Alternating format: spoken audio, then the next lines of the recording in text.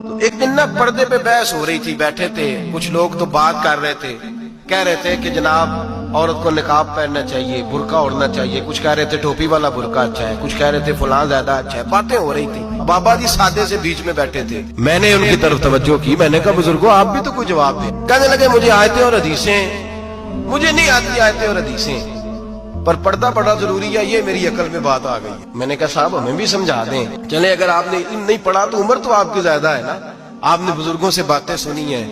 تو کہنے لگے میرا چھوٹا سا پوتا ہے، وہ بازار سے ٹافی خرید کے لاتا ہے، اگر ٹافی کے اوپر سے کاغذ اتار دیتا ہے نا تو ٹافی میں مکھیاں بیٹھنی شروع ہو جاتی ہیں، جب تک اس کے اوپر وہ لفافہ رہتا ہے، کاغذ رہتا ہے، اس پہ مکھیاں۔